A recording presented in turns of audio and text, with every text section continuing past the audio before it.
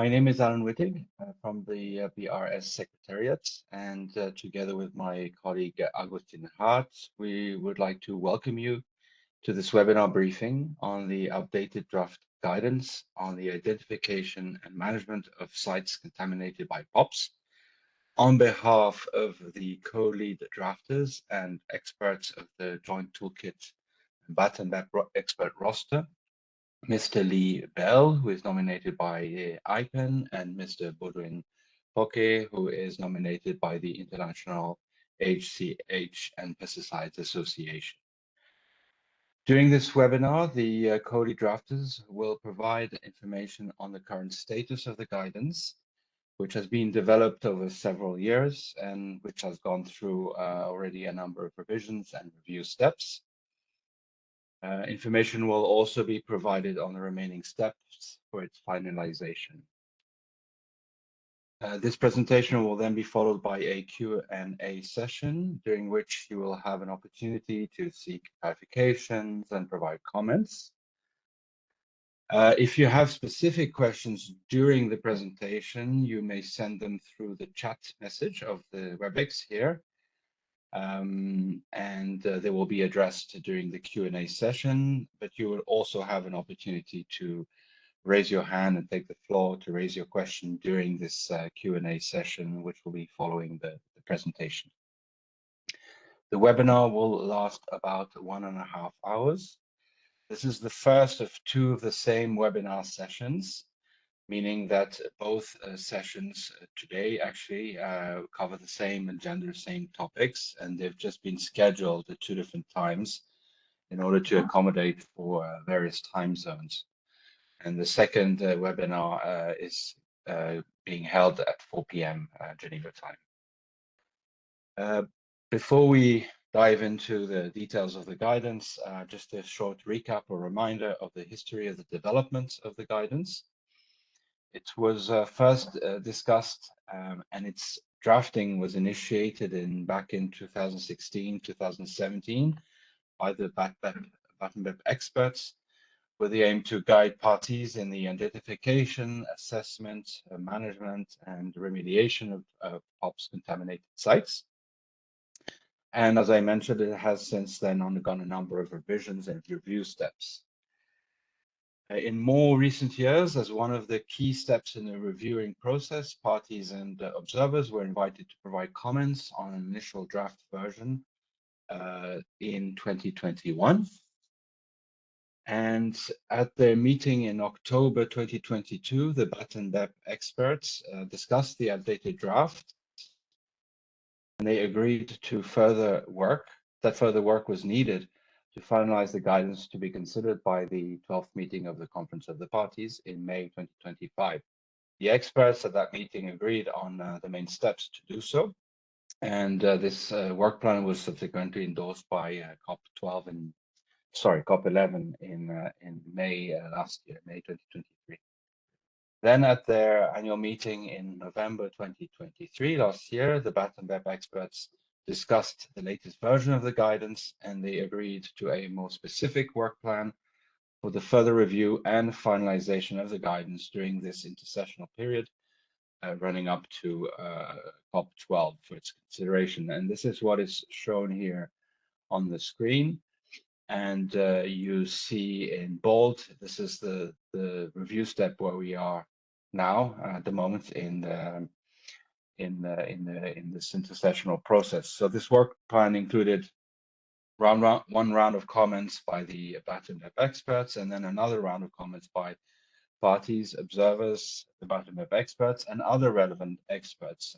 And just to note on this point that the call for comments was also shared with other expert processes and bodies, such as the POPROC members of the Basel Convention Small Intersessional Working Group on POPs Waste, and the members of the Stockholm Convention Small Intersessional Working Group on PCV. So the deadline for this latest round of comments, so the public round of comments, so to speak, which was focusing on the version of the guidance dated May 2024, so the most recent version, was initially set for 1 July. and it was subsequently extended to 1 August. So we're currently still within this commenting period. A communication in that regard was sent on 1 May to all Stockholm Convention parties and observers contact points, together with a form for providing comments in a structured way. And then a reminder communication was sent on 4th July, announcing the extension of the deadline. The comments received to date have been made available on the convention website, the BAT&MEP web pages of this website. I'll post in the chat a little bit later the actual references, so you can more easily navigate to those pages. These comments will be taken into account in the next version of the guidance, and they will also be compiled and made available in advance of the next BAT&MEP expert meeting, which is scheduled to be held between 8 and 10 October this year in Geneva. The final version of the guidance will be made available for consideration by COP12, that's meeting in May 2025, as I mentioned already. And one important point, since we're still within this commenting period, if you wish to submit written comments on the guidance, you must send them to the Secretariat, so myself, and I'll provide you my email address in the chat, and using this form for providing comments, and the deadline is therefore 1 August. So with these few words, without further ado, I will now pass on the floor to the lead drafters, Mr. Lee Bell and Mr. Bodwin-Fokker, who will present the guidance and its current status. And the first to speak is Lee. So Lee, over to you. Thank you very much. Very much, Alan, and to other members of the Secretariat who've made it possible to have this webinar today and provided the infrastructure support. And I'd also like to welcome all of our participants today, many of who are members of the BAT&MEP expert group, and hopefully we'll be able to give you a concise update on the current review process of the guidance on POP contaminated sites. I'd just like to thank also Bodwin for joining me on this call, and we'll be sharing some of the slides this afternoon in terms of different modules related to the guidance. And just to give you an idea of how the modules are organized, for those who haven't viewed the guidance previously, and there have been some changes in the past, we now have an introduction, executive summary, and introduction element, as well as module 1, the background on POP's contaminated site, module 2, the principles and approaches for POP's contaminated sites management and remediation, module 3 looks at its site investigation, assessment, and the important aspect of the conceptual site model, or CSM. Module 4 is focused on risk assessment. Module 5 looks at remediation technologies and techniques, and module 6 looks at technology selection tool for considering different remedial options that can be used in the remediation assessment under phase 3. Module 7 covers the important matter of stakeholder engagement, as well as public and worker safety and health. Module 8 looks at issues to do with contaminated sites remediation, particularly in terms of monitoring and aftercare, which is a subject that often receives little attention on contaminated sites management, but is very important. And module 9 looks at how to get started for those who have a limited contaminated sites framework, including legislation, policy, inventory development, and financing remediation. And then we'll move on to final closing remarks. Next slide, please. So in terms of a general introduction on sustainable management of POP contaminated sites, I just wanted to speak briefly about the principles of sustainable management of such sites. And what that means in terms of sustainable management is a holistic approach which employs strategies for cleanups that use natural resources and energy efficiently, reduce negative impacts on the environment, minimize or eliminate pollution at the source, protect and benefit the community at large using sustainability principles such as precaution, intergenerational equity, polluter pays, and so on. It also involves developing site-specific target levels dependent on the intended site use and these may vary per type of POP or combination of POP contaminants on the site. Contaminated groundwater should be treated to restore to the highest level of functionality and minimize contamination levels. Contaminated soil only becomes waste when it has lost all its soil functions and then can be treated as waste as such. Functional soil should be conserved wherever possible for ecological and economic reasons, and its POP concentration lowered to levels below acceptable risk levels for potential receptors using sustainable management and remediation techniques. If POP contaminated soil has lost its function and is deemed POP waste, according to low POP content levels, it should be subject to both Article 6 of the Stockholm Convention and the Basel General Technical Guidelines on POP waste management. Next slide, please. And just as a schematic of how you might look at these principles in relation to the management guidance, the POP contaminated sites guidance under the Stockholm Convention fills most of the left-hand side of this diagram and considers issues around POP contaminated soil, groundwater, sediment, and also building material, which is another matter that's often neglected. Many buildings, former industrial building sites, contain building materials that are contaminated with POPs, and these have to be treated and managed and disposed of just as any other soil or groundwater or sediment that's contaminated requires treatment. So it's an important issue.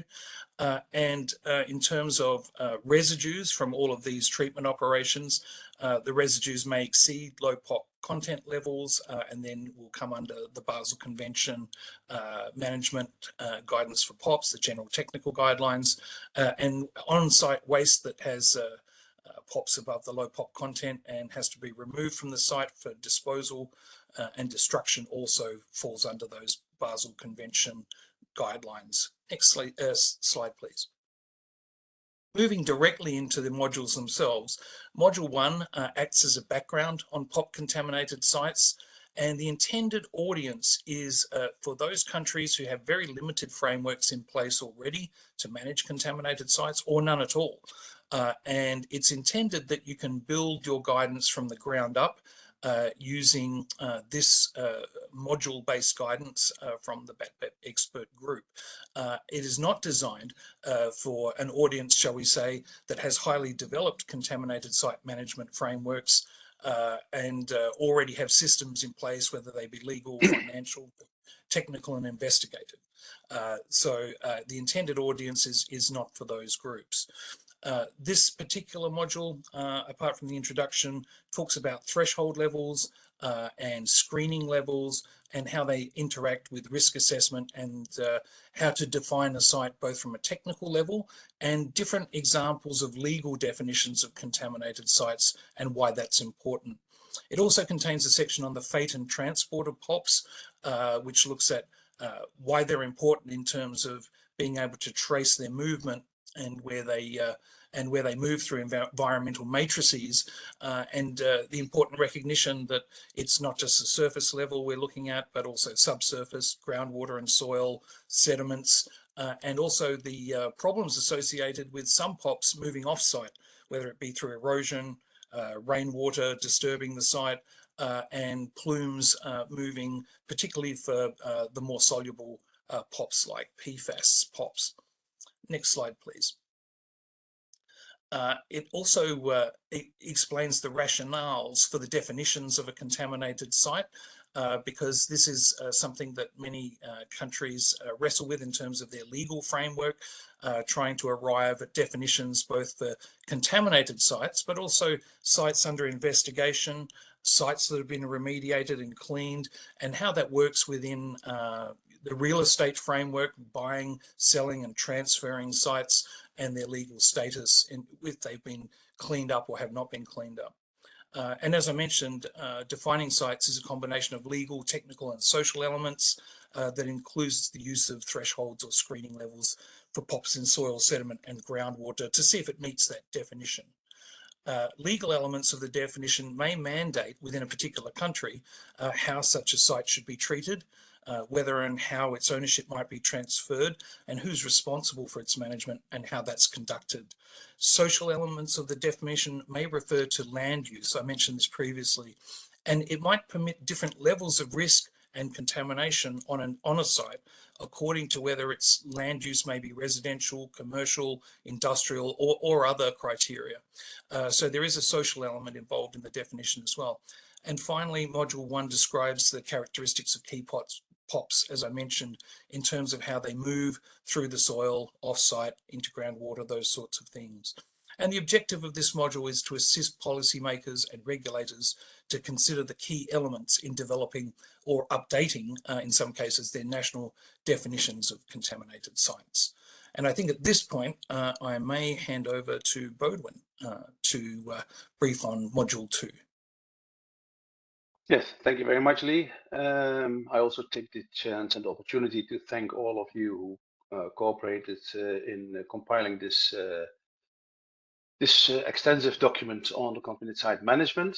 And I will go into a bit more details in Module 2. And Module 2 is called Principles and Approach for the POPs Contaminated Site Management and Remediation. And the table of contents starts with an introduction, and then although Lee already touched this, the principles are explained in this module. Risk-based approach to manage contaminated site. Then we go into the explanation of cost-benefit analysis, followed by the multi-criteria decision analysis for remediation assessment. And then we explain what we understand on green remediation and sustainable remediation. And then we bring it all together and recommend a phased approach. Next slide, please. Okay, the objective of Module 2 are to clarify what green and sustainable management of contaminated sites is. So risk-based approach will be explained, and the holistic approach is described. The next objective of Module 2 is to highlight the difference between a POP contaminated site and sites contaminated with other chemicals. The third objective is to explain the importance of including social and cultural values of ethnic minority groups directly affected by the cost-benefit analysis. And the last is to introduce a stepwise phased approach of the sustainable management of contaminated sites. Can I have the next slide, please? And the steps or phases we recognize are 5 phases. Here we have the first 3. Phase number 1 is the preliminary site investigation. And I listed here all these phases with the deliverables of each phase. So the deliverables of the first phase is an initial conceptual site model and a tier 1 or preliminary risk assessment. If you have completed this one, the input of phase number 2, the detailed site investigations, are the output of phase number 1. And the deliverables of phase number 2 are a gap analysis of the initial conceptual site model, then an improved conceptual site model, and then finally we close phase 2 with a tier 2 or tier 3 risk assessment. Then with the deliverables of phase 2, we enter into phase 3, which is called the remediation assessment. And the remediation assessment is a phase to select remediation techniques for each site component, contaminated site component, which can be soil, groundwater, building material. Then we conceptual design remediation options, describing feasible remediation measures for all site components. So there, with the selected remediation technique, you make options. And from the various options, you select the best remedial option. And the best remedial option is the option using the best available technique, using environmentally sound methods, while not incurring excessive costs, adjusted to the available resources to reduce as much as possible the environmental risks. I think this is an important, let's say, phrase. And also that illustrates that the remediation has to be adapted to the resources available. Then one of the deliverables of phase number 3 is also a detailed conceptual site model, it may be that there are still questions to be answered in the understanding of the contamination, because you want to do a certain technique, and therefore you need, for instance, you have a selected soil washing and you are not sure about the texture, so you have to go back to the site, take samples, analyze the texture of the soil, and then you can update or you have to update your conceptual site model. With the information collected and the selection of the best remedial technique or a remedial option, you preliminary design the best remedial option. And I purposely did preliminary because you just design on headlines on the approach. Can I have the next slide? With that, you enter into phase number 4, which is called remediation management. It's actually the remediation itself, the digging, the installation of wells, and all kinds of techniques will be implemented. The deliverables of this phase are a detailed design of the remediation. So the one who is going to carry out the remediation uses the preliminary design to detail the design of the remediation. And with a detailed design, you enter into your contracting of the party to carry out these tasks. And what are the other deliverables of a remediation management phase? That's of course the eliminated acute risk, the contained remaining risks, and last but not least, with the results of the remediation, you update your conceptual site model. And why? In many cases, you cannot clean a site completely. There will always be some remaining risks. And if you have remaining risk, you enter into phase number 5. And phase number 5 is called the site monitoring, maintenance, and aftercare. And based on the remaining risk, you make a monitoring and maintenance and aftercare program. You carry out, and in most cases, this is sampling of groundwater, sampling of soil, which is, let's say, under bioremediation. But with the results of your maintenance and monitoring, you update your conceptual site model, and this goes on until all the risks are eliminated. And then on the right-hand side of the slide, are a few important remarks on the strategy of the phase approach. For each phase, you have to appoint the responsible party, you have to contract the accountable party, and you have to know who has to be informed. And the project planning should be project specific, realistic in cost, objective in time, and it should be flexible. Always try to work as much as possible with a flexible work plan, because you work with soil and groundwater, and you will always come across unexpected things in soil and groundwater. Can I have the next slide? This is model 3. And here again, the first slide pictures the table of content. And the table of content is as follows. After introduction, we go into detail on the preliminary site investigation. First, we discuss the objectives and the task, and then each task is explained in a separate subsection. And at the end of this section 2, we give a format how to report the results of a preliminary site investigation. The next section of this model is section 3, and there we explain the detailed site investigation. We follow the same structure. First, we have the objectives and then the tasks, and then the tasks are explained in detail. And then finally, we have a format to report these results. And this is actually the phase where we install boreholes, install wells, take samples and bring the samples to the lab, etc., etc. Can I have the next slide? Not to make an extensive presentation on this first phase, the preliminary site investigation, I have here summarized in general the strategy to be followed for a preliminary site investigation. The first step is you collect as much as possible already available information. That can be satellite images, site reports, site archives, and so on and so on. You carry out a site visit, and with all the information collected and the site visit, where you make a photo report, where you try to look for confirmation of what you think is happening, you make an initial conceptual site model. And the initial conceptual site model is nothing more and nothing less than the description using as much as possible graphs and diagrams of the source of contamination, the potential source of contamination, the potential source receptor pathway, and the potential receptors. In this picture, illustrated with the red and blue lines for the pathway, the source of course, is dumped material, and the receptors are indicated with a green arrow. The information of the initial conceptual site model will be used to assess the risk on a tier 1 level.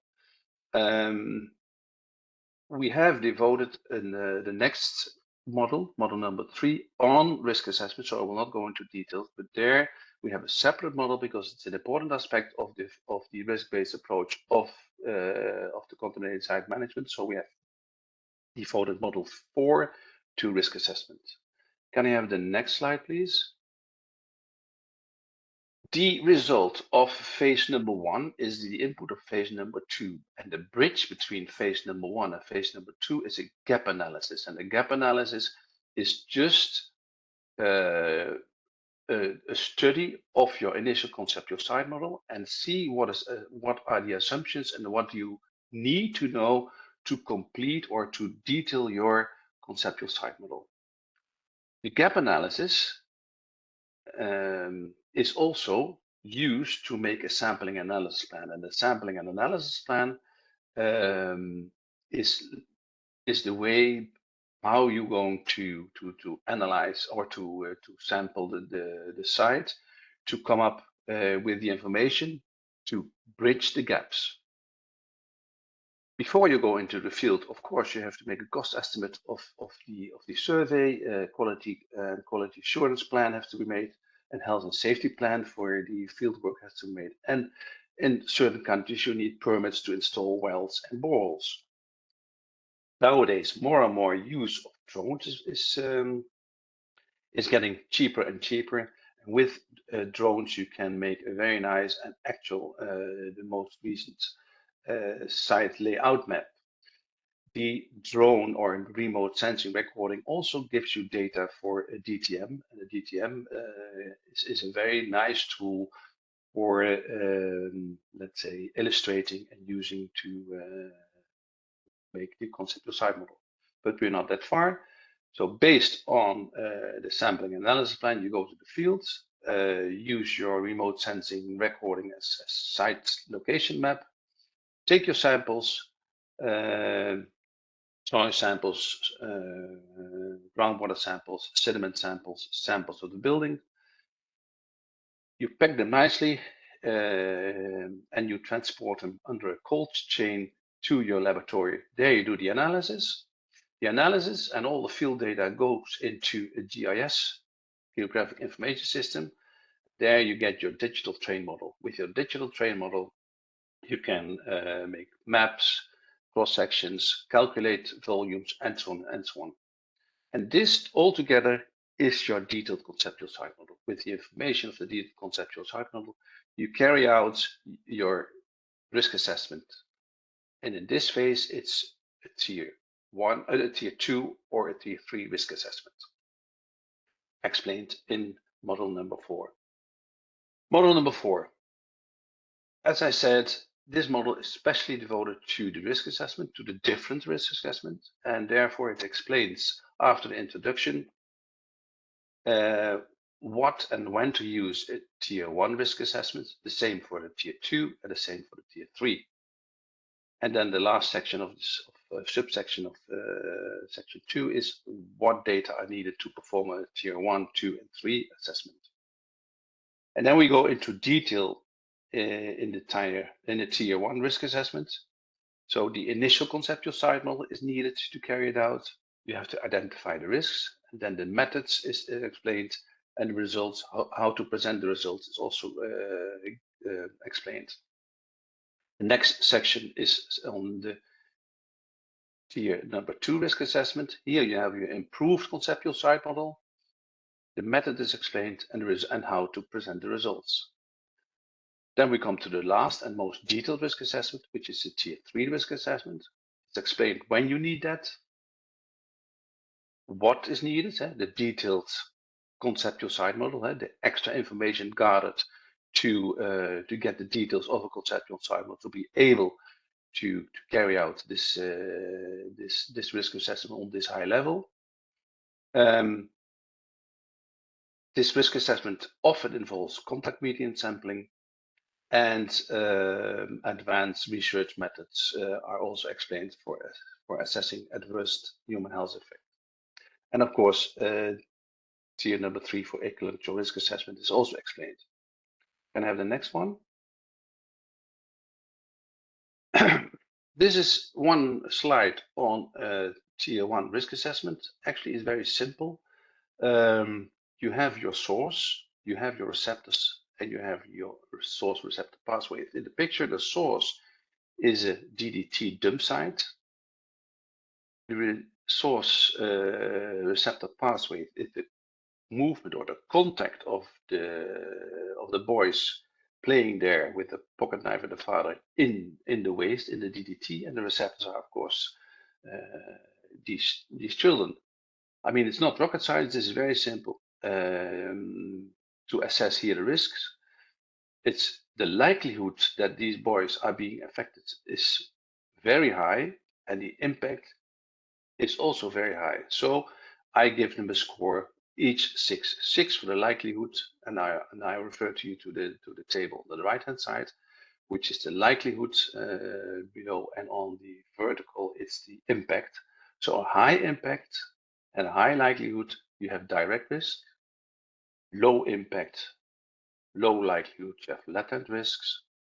High impact, low likelihood, potential risks, and then low impact and high likelihood, it's called probable risks. Can you show me the Excel file? Yes. Now, this is a very simple Excel file. It's a bit small, but each risk is being listed in the second column of the first table on the left-hand side, and then you can give it a score. And here below this table is the score given for the likelihood and for the impact. And then if you give them for human health risk, for ecological risk, and for migration risk, and then you can multiply them with each other, and then you add, and then you get a certain number. And with that number, you can compare different risks on a site. But of course, you can also list all the risk of a site, have the same system, add all the risk, and then you get a score for the a risk score for the site itself. And with this, you can compare sites, but you also can compare risk at the site and decide on your strategy where to start on the site, or which site should be remediated first. This is, let's say, the basics of the risk approach in the very first phase. Can I have the next slide? And the next one, yes. Model 4, of course, also explains the tier 2 and tier 3 risk assessment. Tier 2, when there is a need to establish if concentrations are less or exceeding the site use specific reference values. The input of this risk assessment is the improved conceptual site model, the result of your phase 2. The method is very simple: comparison of concentration of source and pathways samples with existing reference values. And the reference values, the existing reference values, are always based on risks. But be aware, if you select one of these sets of risk values, they depend on the local geology and the historic anthropogenic activities, climate difference, site-specific conditions, and country or regional specific assumptions and default parameters. So if you have not a reference values of yourself, you can select, but you have to make sure that you try to get these values which are, let's say, matching to your situation in your country. Now we come to the last risk assessment, Number 3, when do you carry out a risk assessment? Number 3, it's when the risk assessment on the second level indicates that mitigation measures demand a major investment. So you have to search for more justification to do major investment. The results are not conclusive, high stakeholders and or public concern, when you need a cost-benefit analysis, and when it's demanded by your policies. The input of this risk assessment is a completed or detailed conceptual site model.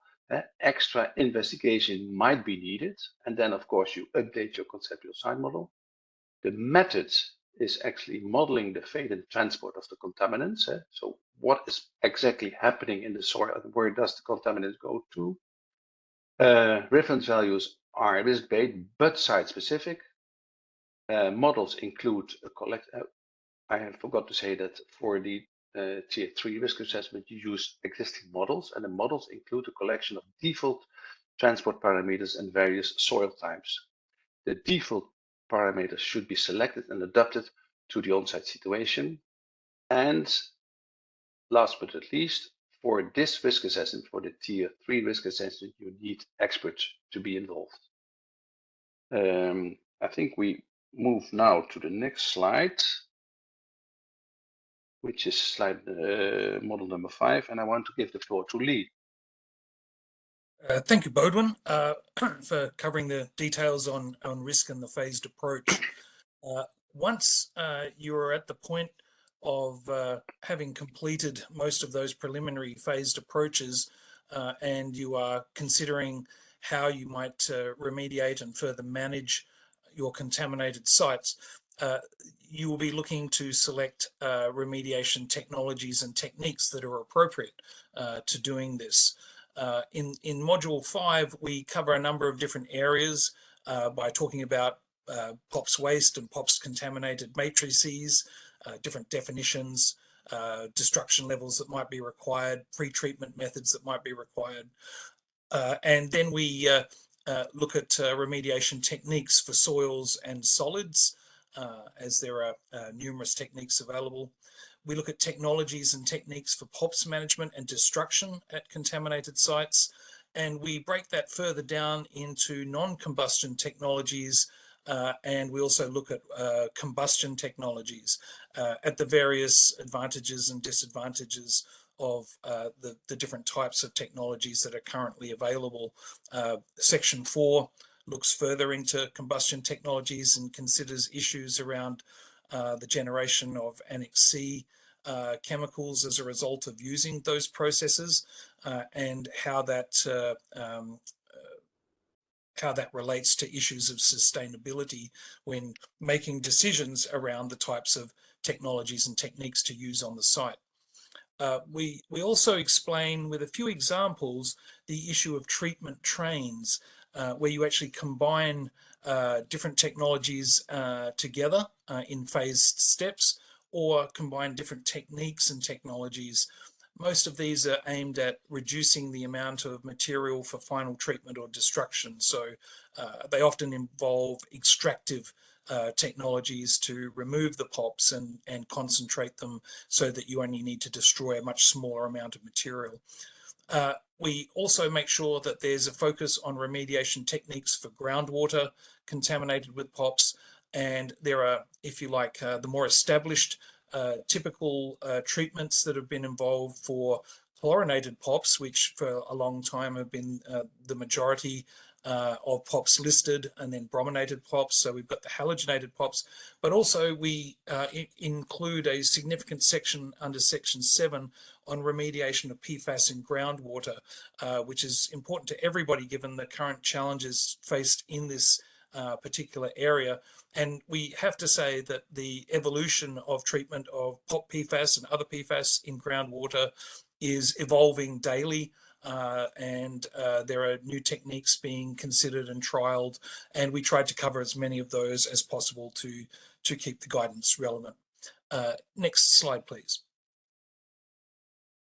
So In summary, Module 5 provides guidance on the available technologies and techniques for management and remediation of POP contaminated soil, sediment, groundwater, and POPs waste. There's guidance on these sustainability issues, as I mentioned, as some technologies use does result in emissions, releases, or residues containing Annex C POPs, and that has to be taken into account. Just to reiterate that an entire section is dedicated to PFAS contaminated site management and the available remedial techniques. We're always interested in the submission period if there's new information or case studies available that cover other techniques or technologies that haven't been included in the guidance, so that we can ensure that we have up-to-date information. Some of the technologies and techniques covered here are focused on degrading and removing POP contaminants in their environmental matrices to reduce risk to both receptors to acceptable levels. So some techniques and technologies destroy POPs, some degrade them, and particularly in soil and sediment, and reduce those risks down below threshold levels. Other technologies, of course, have been assessed as being capable of destroying or irreversibly transforming POP waste, so it no longer exhibits POP characteristics, and we refer to the Basel guidance in cases where that's the case for certain technologies mentioned in the guidance. And in some cases, as I mentioned, treatment trains involving combinations of technology and techniques are covered. There are more than what we've provided examples of here, but it gives the reader the concept of how you can reduce perhaps hundreds of tons of soil down to perhaps a drum or two of very concentrated POP waste that needs to be destroyed according to the Stockholm Convention requirements. And so there are both economic reasons to create that reduction in volume, and there are also ecological reasons to try and reinstate clean soil where it's functional and the contaminants have been removed. So that's an important part of any remedial management plan. Next slide, please. And this one I will hand back to Bodwin, and it moves on from the technologies and techniques mentioned in Module 5 to how to select the appropriate technologies and techniques under Section 6. Thank you, Lee. This is Module 6, and what we do here is that we use an example to illustrate how to select, or how to use the selection tool for remediation.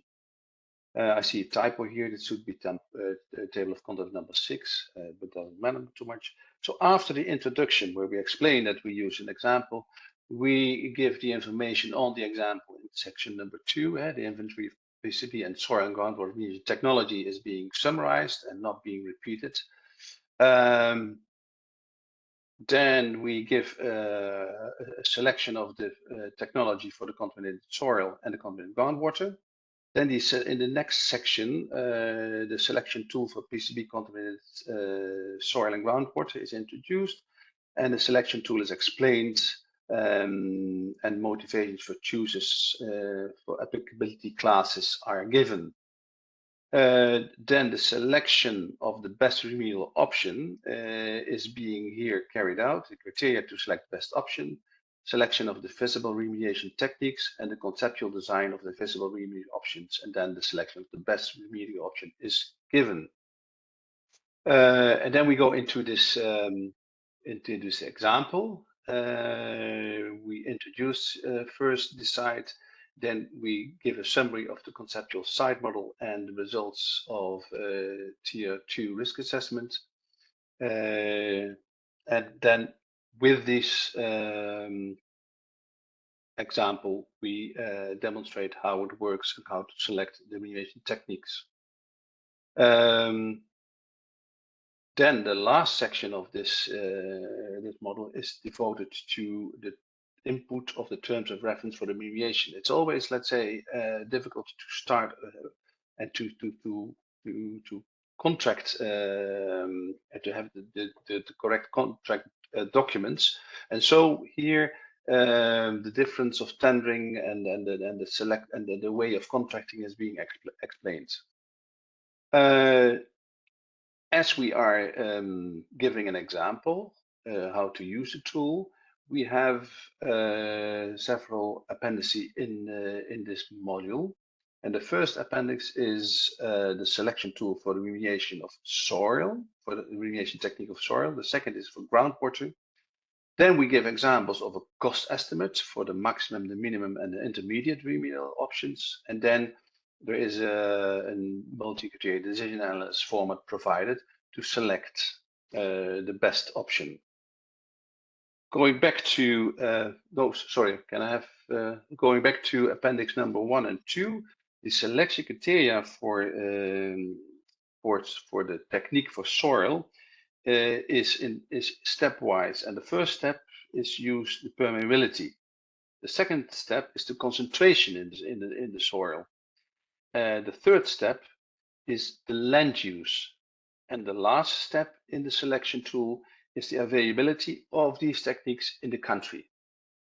And for groundwater, it's actually the same, but there we use, of course, other characteristics. First is the permeability of the aquifer, then the groundwater depth, which is an important aspect of selecting a certain technique, and then, of course, the concentration, and then the groundwater use and the availability in the country of these techniques. So each of these steps to select a remedial technique is using a traffic light. Red is it doesn't fit, the texture doesn't fit to a certain technique. The depth of the groundwater limits, let's say, pumping with vacuum extraction. And when it's red, it is not anymore considered. And so at the end of the selection tool, you only consider the green ones, and then you see if one of these greens is available in the country. Can I have the next slide now? This is actually an animation, but it doesn't work. But the message is easy to explain. We focus on the remediation, on the removal of the pure pesticides. And why? Removing pure pesticides or pure waste or hazardous waste will cost you for 1 kilogram around 2 to 3 euros. If you don't do that, but you just leave it and you allow to, let's say, that the drum is punctured and the waste is entering the soil, to get out the same amount, which is now entered into the soil, costs you a tenfold higher. If you still don't do anything and infiltration of the contaminants continues and it enters the subsoil, so other remediation techniques are necessary to implement to get away the risks. The cost to get out the same kilogram is 10 to 100-fold.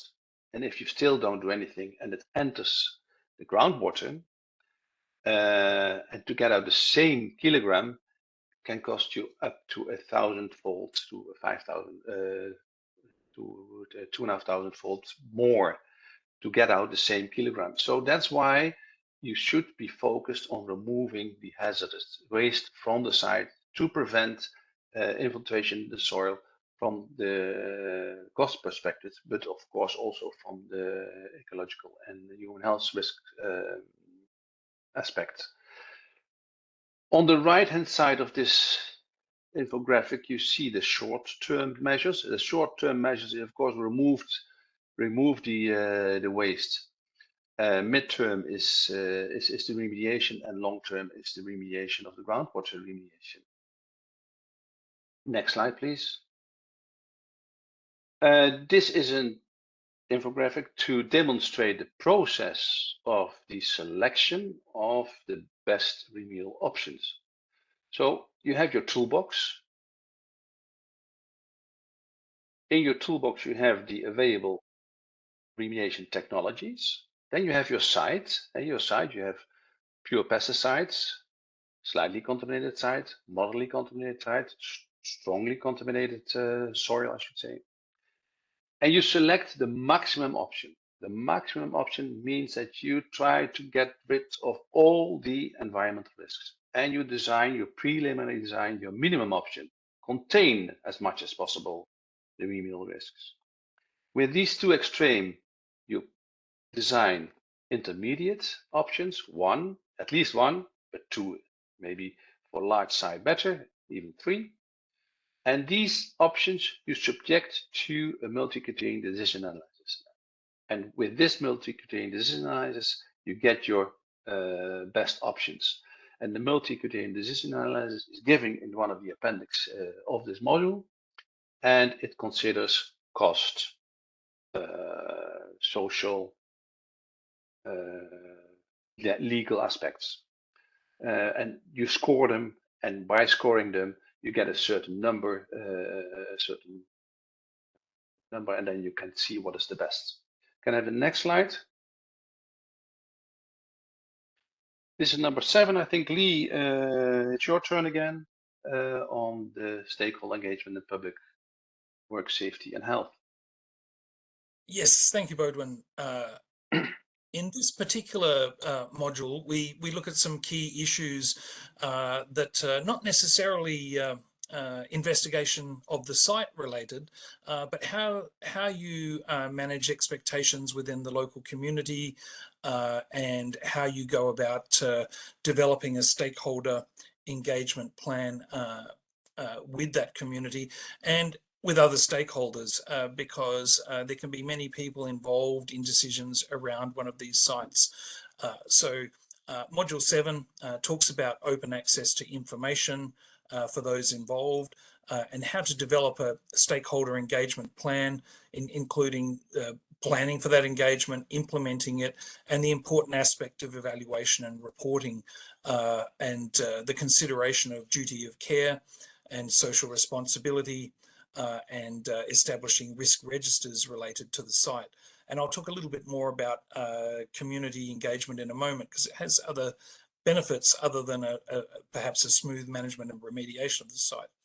But the second aspect of this module is looking at issues of health and safety issues for workers, the types of amenities and first aid facilities they might need on site, exposure monitoring, and health surveillance that may be necessary, because it's almost inevitable that there will be issues like dust control required on sites, and potentially also the control of hazardous vapors and those sorts of things.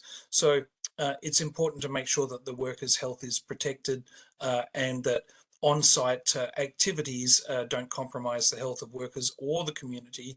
And that leads to the section we've included here also on the storage and transport of POPs waste and POPs contaminated soils, in the sense of interim storage that may be necessary on site and for the transport phase if you're sending materials off-site for treatment or destruction.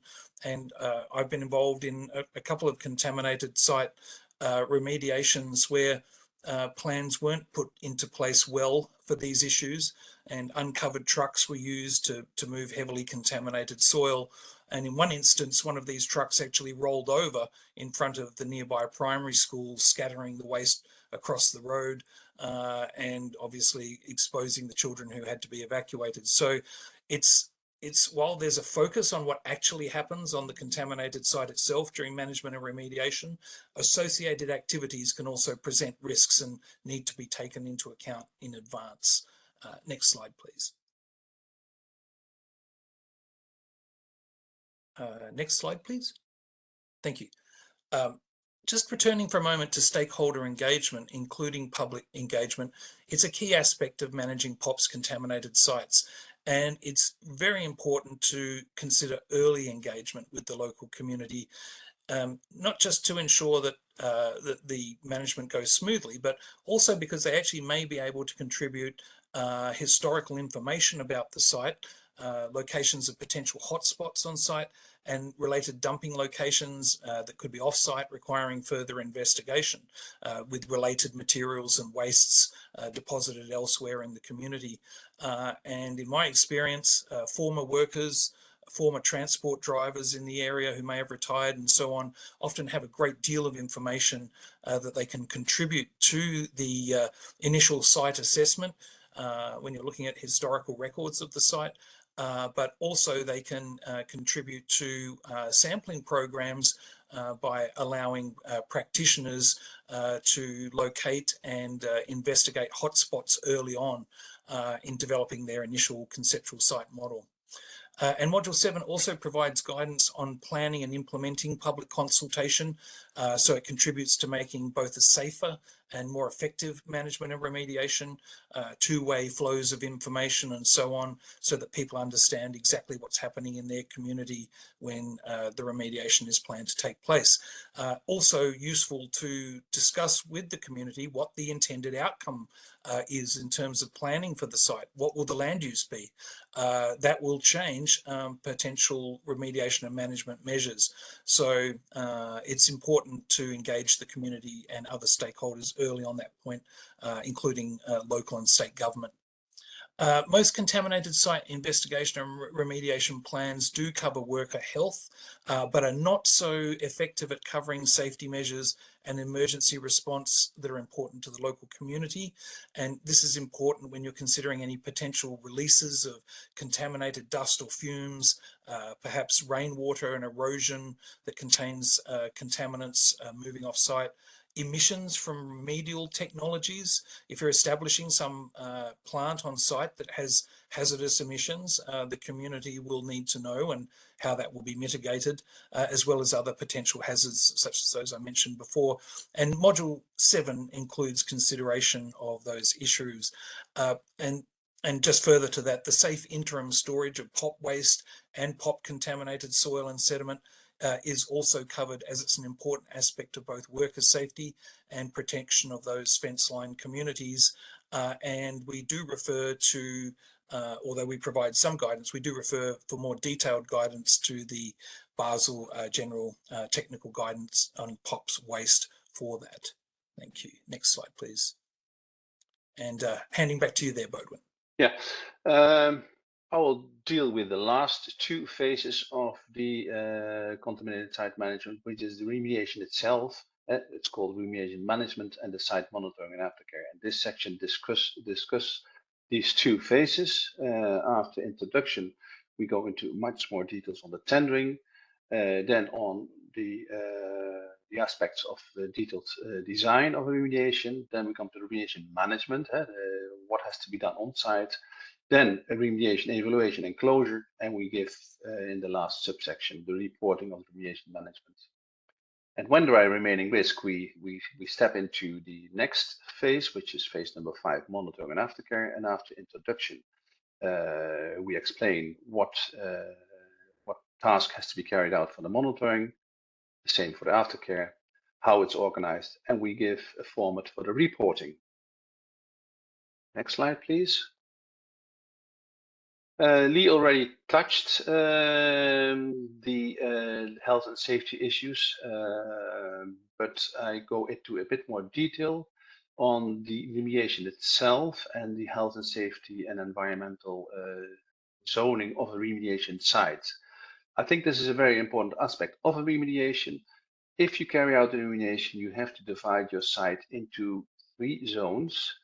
The zone R, the contaminant zone, also called zone 1 or the red zone. There are different names for it. Then you have the decontamination zone, which is actually the location where you transfer from one zone, the clean zone, to the contaminated zone. And then the last zone is the clean zone. And in these zones, you have different, let's say, you have to use different way of protection. So in the contaminated zone, you have your maximum protection because there you have the largest chance of getting exposed to contaminants. So you use the maximum set of personal protective equipment. In the decontaminated zone, the situation is different. Waste may be there, but packed, and you clean your equipment. So you have also your personal protective equipment, but then standard plus, depending on the situation. And in the clean zone, you have your normal standard personal protective equipment. In the drawing at the bottom on the left-hand side, you see a sketch of a site, and the arrows indicate the rules to comply to when you move from one side to the other side. So if you go to zone number 1, you always go to zone number 2, and you use this for the personal user sluice, and in the sluice, protective equipment is available. And cleaning equipment when you leave is available. But you have not only a sluice for personal, but also for equipment. And there in this sluice, you clean your equipment, you clean your car, your truck, your excavator before it moves to the zone number 3, which is the clean zone. An important aspect of the remediation is the project risk management. And the project risk management is started with the assessment of the risk, the project risk. The project risk are financial, legal, and there are other aspects to be considered. But you identify all the risks, you select mitigation or control measures, then you implement it, and then you evaluate the implementation, you update your risk assessment, and you do that again. You do that at regular intervals during your operation. So if you have an operation of several months, you may decide every 2 weeks we carry out a risk assessment. And of course, when the situation changes, you have to do it at that point. What are the implemented control measures? Of course, the first one is elimination of the risks. Second one is transfer, redesign. So you may go back to the design table to redesign your operation because the risks are too high. Then you may adapt your working system. And the last line of defense is your personal protective equipment. So that is when there's no other way that you get exposed than preventing it by using this personal protective equipment. And then we talk about mask, gloves, and cover overalls. Can I have the next slide? Lee, it's your again. Thank you, Bodwin. Yeah. This module is when you've read the guidance, you've looked at all the different sections and considered how the technical elements and the site screening issues, the risk assessment all fit together, and you're ready to develop a policy. You're ready to get started in developing a framework for contaminated site remediation, and you need to consider the legislation, policy, inventory development, and financing remediation. As a region or as a country or as a state, you're looking to prepare that. So in this particular module, we consider examples of different legislation and policy for POPs contaminated sites and provide examples, what sort of things other countries have considered. And at the same time, it's important to consider and is necessary to develop a contaminated sites inventory. This isn't always easy because many countries will have systems where they've filed information on contaminated sites, perhaps in an ad hoc manner. So it's important to move from that position of pulling the first data together and moving from that sort of pre-assessment phase to a formalized inventory. And in particular, a POPs contaminated sites inventory, because there are some sites that will only be contaminated with POPs. Others will have many other contaminants upon them, depending on what they are. Sometimes a factory will have a limited number of POPs, but other sites, waste disposal sites, might have a huge range of contaminants on them. And it's also important to consider how to conduct a stepwise approach to an inventory for contaminated sites for newly listed POPs, because every conference of the parties or two come along and there are new POPs listed, and they have to be taken into consideration when you're developing an inventory. We do provide examples of how other countries have developed their inventory from that pre-assessment stage until they've reached a formalized views on their inventory. And it's also important to look at issues about when sites have been remediated and whether they should be removed from an inventory or maintained on the inventory, but with a listing suggesting they're suitable for particular land uses, that sort of thing.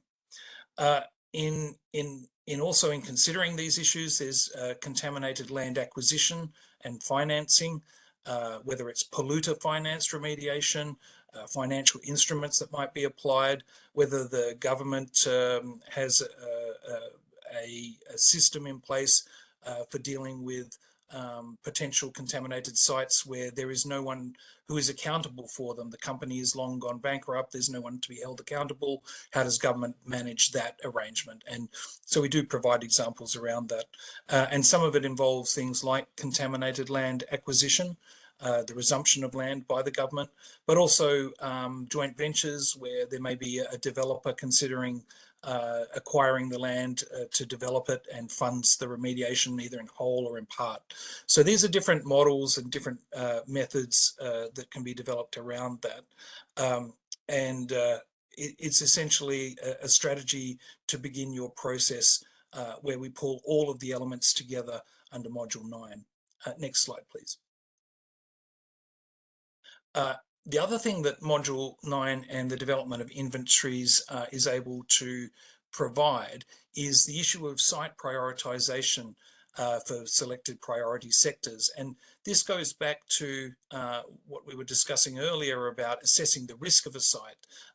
You can assess the risk internally in terms of how it causes exposure scenarios for different potential receptors, but it also allows you to look at risks between sites.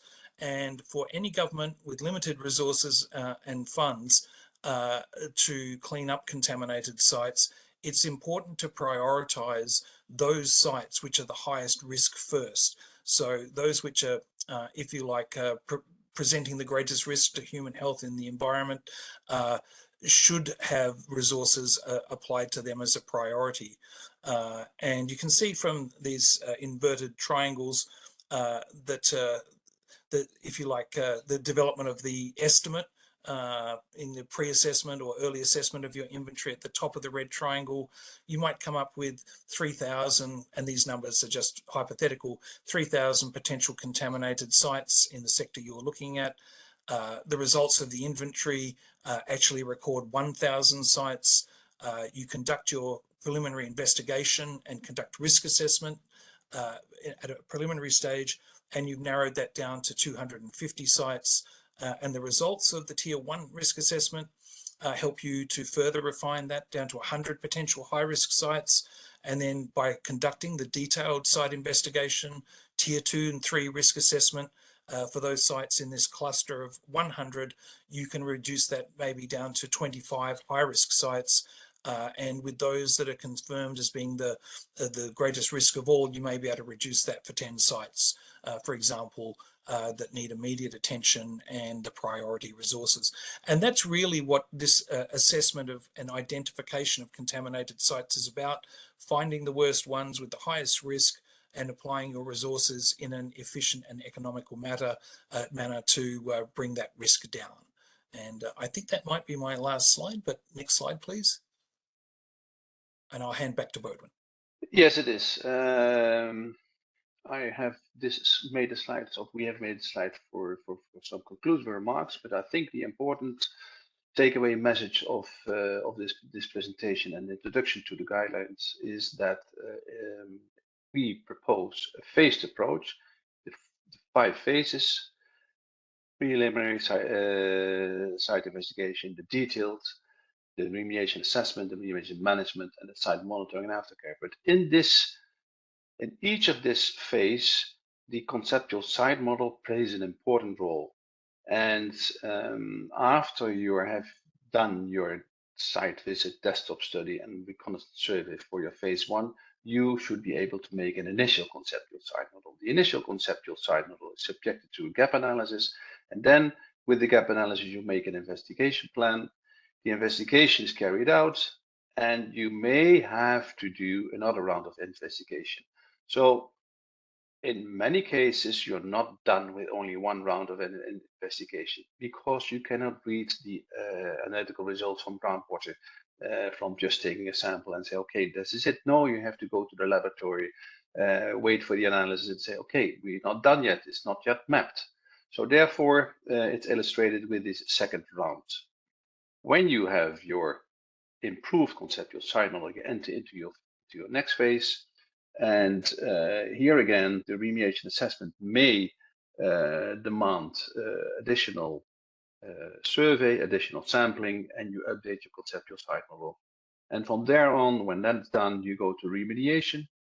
If your remediation carried out, the situation on site changes, and the changes should be recorded based on the monitoring data of carried out during your remediation, and you update your conceptual site model. And with the updated conceptual site model, when there are remaining risks, you enter into your last phase, the monitoring and aftercare. But also the monitoring and aftercare phase is changing the situation on site, and you have to update your conceptual site model so that the user, the site user, is informed about the status of the site itself. And with this short, let's say, summary of the proposed phased strategy for the management, I would like to conclude the presentation, and I think the floor is open for questions and answers.